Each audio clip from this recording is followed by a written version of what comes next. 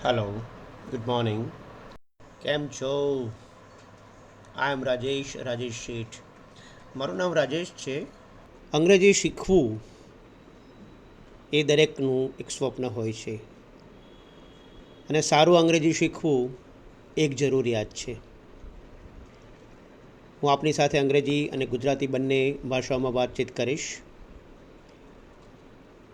હું સમજાવવાની કોશિશ કરીશ, તમે સમજશો. પ્રશ્નો ઊભા થશે પણ એ પ્રશ્નનું નિરાકરણ હું મારી જ વાતચીતમાં લાવવાની કોશિશ કરીશ. તો શરૂઆત કરશું અંગ્રેજીના વાક્યોથી કે થોડીક સમજણથી કે આ અંગ્રેજી કેવી રીતે આપણે શીખવાની શરૂઆત કરશું એની થોડીક પૂર્વ તૈયારી રૂપે થોડીક વાતચીત કરીએ. હવે આપણા હાથમાં પુસ્તક તો છે એની હાલમાં અત્યારે, અને જેમ જેમ સાંભળતા જઈશું એ પ્રમાણે આપણે શીખતા જઈશું. તેમ છતાં પણ થોડુંક બેઝિક અંગ્રેજીનું જ્ઞાન આપણને હોવું જરૂરી છે. સ્પીકિંગ કરવું એ લખવું અને વાંચવા કરતાં થોડું જુદું છે. સામાન્ય વ્યાકરણનો ઉપયોગ, જેને આપણે ગ્રામર કહીએ છીએ, અને શબ્દભંડોળ, વોકેબ્લરી, એ બધું જ જ્યારે એકઠું થાય છે અને આપણા વિચારો એકઠા થાય છે ત્યારે બને છે સારા વાક્યો. કોઈ પણ વાતચીતની શરૂઆત સામાન્યપણે પ્રશ્નોથી થતી હોય છે. એનો અર્થ એ થયો કે આપણે કાં તો પ્રશ્ન સમજીએ અથવા તો તે પ્રશ્નનો જવાબ યોગ્ય રીતે આપીએ. દાખલા તરીકે ભૂતકાળમાં પ્રશ્ન પૂછાયો હોય અને એનો જવાબ આપણે ભવિષ્યકાળમાં આપીએ તો અર્થનો અનર્થ થઈ જાય. ખરી વાત ને? તો આપણે શરૂઆત કરશું પ્રશ્નોથી. પ્રશ્નો સાંભળવા અને પ્રશ્નોનો જવાબ યોગ્ય રીતે આપવો તે થોડુંક કઠિન છે, પણ સમય જતાં ધીમે ધીમે આવડી જશે આપણે. હવે સમય એટલે કે કાળ, એટલે કે અંગ્રેજીમાં ટેન્સીસ. દરેક પ્રશ્નો દરેક કાળમાં જુદી જુદી રીતે પૂછાય છે. હવે હું થોડા શબ્દો જે બોલું છું કે કાળના નામ બોલું એ આપણે લખવું તો પડશે, જેમાં લખ્યા વગર ચાલશે નહીં. નહીંતર મારી જે ગ્રામરની બુક છે એ ગ્રામર બુક આપ પરચેસ કરી લો અને ત્યારબાદ તેમાંથી જે પાના નંબર હું બોલું એ પ્રમાણે તમે એનો ઉપયોગ કરી શકો છો. બરાબર ને? અગાઉ મેં હમણાં જે પહેલાં ટ્રેકમાં આપણે વાત કરી કે આપણે થોડા કાળની વાત કરશું, તો કાળના નામ લખતા જઈશું આપ. સામાન્યપણે ભૂતકાળની વાતો ઘણી થતી હોય છે, એમ તો ભવિષ્યકાળની પણ વાતો થતી હોય છે. તો પછી રહ્યો કયો? વર્તમાન કાળ. હવે આ ત્રણ મુખ્ય કાળ છે જેને આપણે past tense, future tense and present tense કહીએ છીએ. પણ એકલા ત્રણ નથી તે. દરેક એક કાળના ચાર વિવિધ સ્વરૂપ છે. ધારો કે વર્તમાન કાળ જ લઈએ આપણે, શરૂઆત કરશું વર્તમાન કાળથી. એ વર્તમાન કાળમાં એવી ઘટનાઓ જે કાયમ માટે થતી રહે છે. એનો અર્થ એ થયો કે અત્યારે નથી થતી, હાલમાં થઈ નથી રહી, પણ સામાન્યપણે થતી હોય છે કે જેને કોઈ રોકી શકતું નથી. જેમ કે સૂરજનું ઉગવું, પાણીનું વહેવું, રોજ સવારે વહેલા ઉઠવું, રોજ ઓફિસે જવું, આ બધો નિત્યક્રમ છે. તો નિત્યક્રમની જે ઘટનાઓ છે એ બધી જ આપણે સિમ્પલ પ્રેઝન્ટ ટેન્સમાં વાત કરીએ છીએ. સિમ્પલ પ્રેઝન્ટ ટેન્સનો એક જ નિયમ છે કે જેનું ક્રિયાપદ એટલે કે વર્બનું સાદું સ્વરૂપ મેં સિમ્પલ ફોર્મ હોય છે, જેને verb in the first form આપણે કહીએ છીએ. V1 ટૂંકમાં કહીએ તો, જો પુસ્તકમાં V1 લખેલું હશે અથવા તો બેઝ વર્બ એવું લખેલું હશે અને વર્બનું પાનું ખોલશો એટલે જે પહેલી કોલમ છે એમાં જે લિસ્ટ છે, જે શબ્દો આપેલા છે તે V1 સાદો વર્તમાન કાળ છે, સિમ્પલ પ્રેઝન્ટ ટેન્સના વર્બ્સ છે, ક્રિયાપદ. સ્પીક એટલે કે બોલવું, રન એટલે કે દોડવું, પણ આ તો સામાન્ય ક્રિયાપદ છે. આપણે આજના આધુનિક સમાજમાં, આધુનિક જીવનમાં નવું નવું કંઈક સાથે ભણતી વખતે શીખીએ તો વધારે આનંદ આવે. Share, forward, paste, copy, enter, delete, કેવું સ્માઇલ આવ્યું આપણા મોઢા પર. અરે આ બધા શબ્દો તો આપણે રોજ વાપરીએ છીએ. કેમ? મોબાઈલનો યુગ છે ને, ઇન્ટરનેટનો ઉપયોગ કરીએ છીએ, કોમ્પ્યુટરનો ઉપયોગ કરીએ છીએ, મેસેજીસ મોકલીએ છીએ, એટલે આ બધા શબ્દો વારંવાર આવે છે. હવે જો હું બે વાક્યો બોલીશ, એને ધ્યાનથી સાંભળો. I send messages to my friends. હું મારા મિત્રોને મેસેજીસ મોકલું છું. My father sends messages to my friends. મારા ફાધર મારા મિત્રોને મેસેજીસ મોકલે છે. હવે આમાં શું ભેદ પડ્યો તમને સાંભળીને ખબર પડી? ફરી એકવાર બોલું છું બે વાક્યો, બરોબર ધ્યાનથી સાંભળો. આઈ સેન્ડ મેસેજીસ વાક્ય 1, માય ફાધર સેન્ડ્સ મેસેજીસ વાક્ય 2. હા, સેન્ડનો જુદો ઉપયોગ થયો છે. આઈમાં સેન્ડ વાપર્યું, જ્યારે કે મારા ફાધર માટે મેં સેન્ડ્સ વાપર્યો. તો જે ક્રિયાપદની પાછળ એસ પ્રત્યય લાગે છે, કે પાછળ ઈએસ લાગે, કે એસએચ લાગે, તે બધા જ ક્રિયાપદ અમુક ચોક્કસ વ્યક્તિઓ માટે જ વપરાય છે. હવે એના માટે કયા કયા વ્યક્તિઓ છે એનું પણ આપણે લિસ્ટ જોવું પડશે ને. તો જો પાના નંબર ખોલો, પ્રોનાઉન નહીં તો લખી લો. પહેલું ગ્રુપ કયું છે? આઈ, વી, યુ અને દે.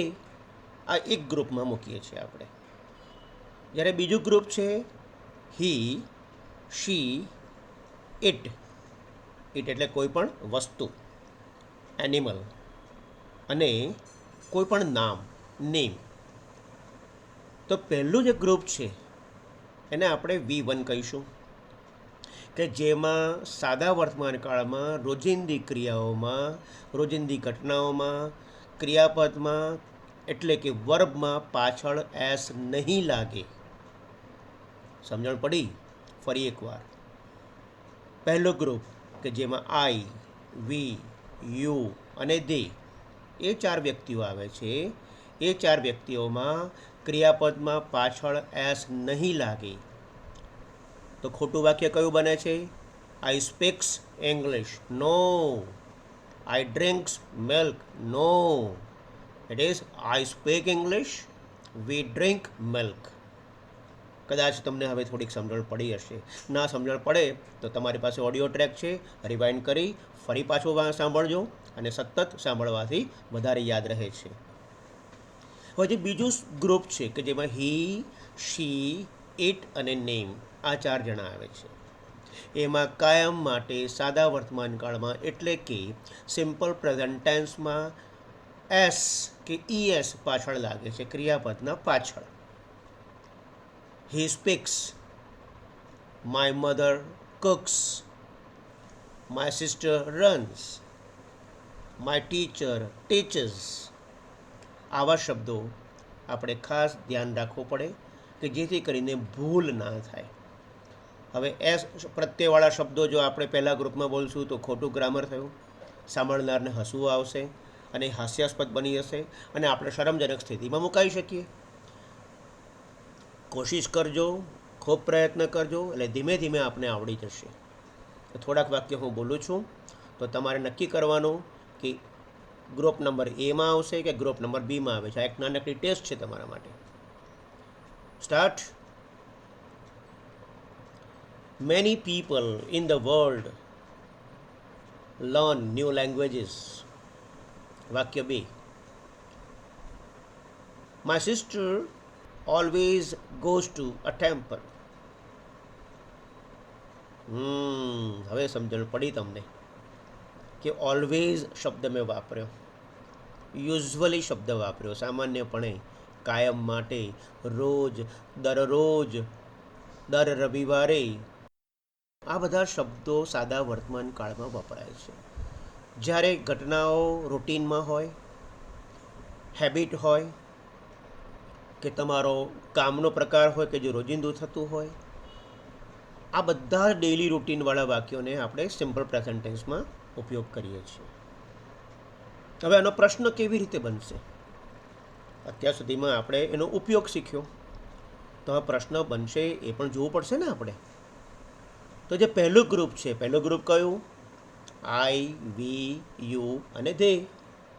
એ ગ્રુપ માટે પ્રશ્ન બને છે ડુ, ડીઓ, ડુ. ગુજરાતીમાં શું? ગુજરાતીમાં બહુ મોટો ભેદ નહીં પડે, પણ અંગ્રેજીમાં ચોક્કસપણે ભેદ બને છે.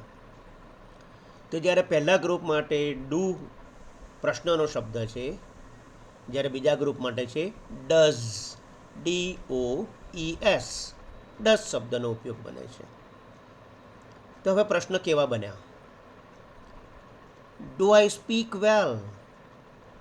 જો પ્રશ્નાર્થ છે પાછળ, પ્રશ્નાર્થ બોલાતો નથી, પ્રશ્નાર્થનો ટોન આવવો જોઈએ. ડુ આઈ સ્પીક વેલ આ પ્રશ્ન નથી, ડુ આઈ સ્પીક વેલ આ પ્રશ્ન છે. તો કોઈ પણ વાક્યને પ્રશ્નાર્થમાં બોલવાથી પ્રશ્ન બનતો નથી. એના માટે આગળ પ્રશ્નનું ક્રિયાપદ મૂકવું પડે. હા, હવે બરાબર સમજ્યા તમે. તો ડુ વાક્યની શરૂઆતમાં હોય તો એ પ્રશ્ન છે અને પ્રશ્ન તરીકે જ બોલાવવો જોઈએ. Do you speak French? Do you know me? Okay, good. હવે ડઝ માટે,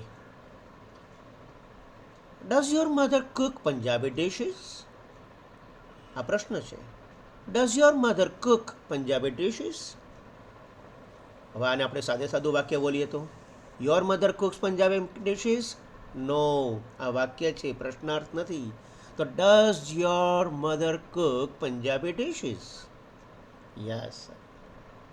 તો ડઝ ક્યારે વપરાયું? બીજા ગ્રુપ માટે. એ ગ્રુપ કયું છે? હી, શી, ઇટ અને નેમ. પણ જુઓ, ડઝનો ઉપયોગ કર્યા પછી એની પાછળ જે ક્રિયાપદ આવે છે કે વર્બ આવે છે, એમાંથી એસ કે ES નીકળી જાય છે. હું ફરી બોલું છું, હવે ફરીથી ધ્યાન આપો. Does your mother cook Punjabi dishes? હવે આનો જવાબ શું હોઈ શકે?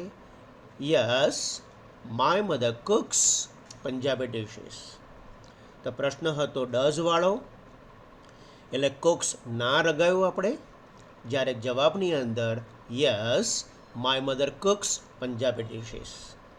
મને લાગે છે કે હવે તમને થોડો ભેદ સમજણ પડી ગઈ છે. થોડુંક ફરી એક રિવિઝન કરીએ. પહેલો group I, we, you, they. Very good. બીજો ગ્રુપ હી, શી, ઇટ અને નેમ, કોઈ પણ નામ. પહેલા ગ્રુપમાં ક્રિયાપદની પાછળ સાદા વાક્યોમાં એસ નહીં લાગે. બીજા ગ્રુપમાં ક્રિયાપદની પાછળ એસ લાગશે. જ્યારે કે પ્રશ્નની અંદર પહેલા ગ્રુપમાં ડુ શબ્દ વપરાય છે અને બીજા ગ્રુપમાં ડઝ શબ્દ વપરાય છે. પણ આ પ્રશ્નોમાં કોઈ પણ જગ્યાએ ક્રિયાપદમાં પાછળ એસ કે ES લાગશે નહીં. ચાલો, આજનો આપણે આ પાઠ અહીંયા પૂરો કરીએ. ફરીને સાંભળજો, રિવાઇઝ કરજો. આપણે બીજા પાઠમાં આના જ થોડાક પ્રશ્નોથી શરૂઆત કરશું, ત્યારબાદ આપણે આગળ વધશું. Bye. Have a nice day.